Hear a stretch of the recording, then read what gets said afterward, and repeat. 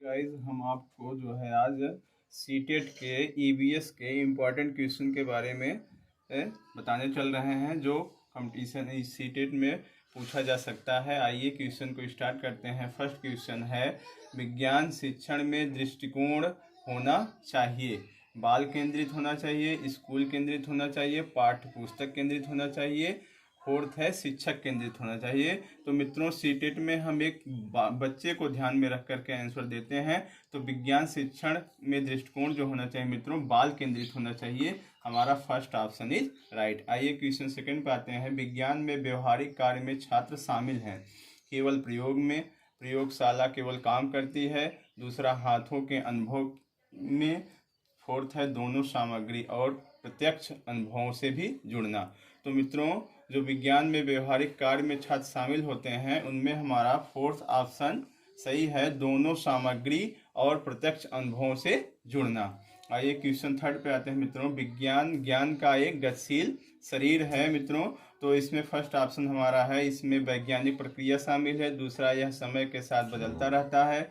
तीसरा, इसमें रचनात्मक लोग शामिल हैं। फोर्थ है, इसका विस्तार होता रहता है। तो मित्रों विज्ञान ज्ञान का एक शरीर है, यह हमेशा बदलता रहता है, यह समय के साथ बदलता रहता है। इस प्रकार हमारा दूसरा ऑप्शन इज राइट। आइए मित्रों फोर्थ क्वेश्चन पे आते हैं।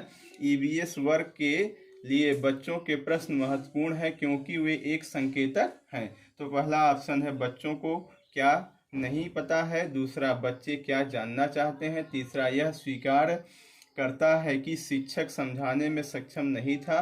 फोर्थ ऑप्शन है, बच्चों की याद करने की क्षमता।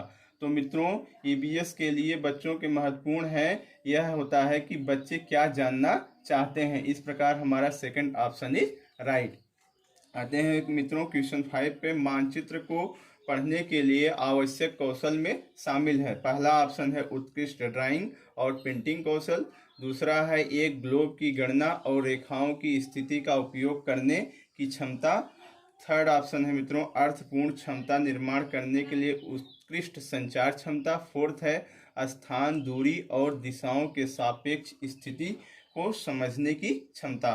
तो मित्रों जो मानचित्र को पढ़ने के लिए आवश्यक कौशल में शामिल है मित्रों, वो है स्थान, दूरी और दिशाओं के सापेक्ष स्थिति को समझने की क्षमता। तो मित्रों हमारा फोर्थ ऑप्शन इज राइट। आइए मित्रों क्वेश्चन 6 पे आते हैं। ईवीएस का पाठ्यपुस्तक में रेलवे टिकट का नमूना दिखाने का विचार है। जिसमें फर्स्ट ऑप्शन, छात्रों को रेल किराया के बारे में बताना। दूसरा, उन्हें टिकट में उपयोग की लिए जाने वाले विभिन्न संक्षिप्ताक्षरों का ज्ञान प्रदान करना। थर्ड है, निर्णय लेने के लिए छात्रों के कौशल को बढ़ाना। फोर्थ है, वास्तविक जानकारी के साथ साथ बातचीत करने और अवलोकन के कौशल को विकसित करने का अवसर देना। तो मित्रों जो रेलवे टिकट दिखाने का नमूना होता है मित्रों, तो होता है वास्तविक जानकारी के साथ बातचीत करने और अवलोकन के कौशल को विकसित करने का अवसर देना। तो मित्रों हमारा फोर्थ ऑप्शन इज राइट। आइए मित्रों 7th क्वेश्चन पे आते हैं। बीज अंकुरण की अवधारणा को सबसे अच्छे तरीके से पढ़ाया जा सकता है। फर्स्ट ऑप्शन है, अंकुरित बीज को कक्षा में दर्शाकर और अंकुरण की प्रक्रिया को समझाकर। दूसरा है मित्रों, बोर्ड पर ड्राइंग के माध्यम से अंकुरण चरणों को प्रस्तुत करके। तीसरा है, बीज बोने के लिए विभिन्न चरणों का पालन करने और उनका चित्र बनाने के लिए कहकर। फोर्थ ऑप्शन है मित्रों, बीज अंकुरण की तस्वीरें दिखाकर। तो बीज अंकुरण की अवधारणा को सबसे अच्छे तरीके से समझने के लिए मित्रों होता है बीज। थर्ड ऑप्शन हमारा सही है, बीज बोने के लिए विभिन्न चरणों का पालन करने और उनका चित्र बनाने के लिए कहकर। थर्ड ऑप्शन मित्रों राइट। आइए हम क्वेश्चन 8 पे आते हैं। निम्नलिखित में कौन सा ईवीएस पाठ्यपुस्तक में पहेली और पजल को शामिल करने का उद्देश्य नहीं है।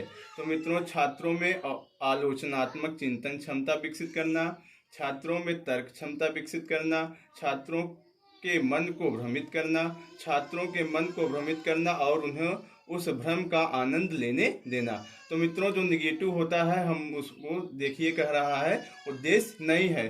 तो छात्रों के मन को भ्रमित करने का उद्देश्य नहीं है मित्रों, ये हमारा third option is right. Please मित्रों मेरे चैनल को लाइक करें, सब्सक्राइब करें, शेयर करें। धन्यवाद।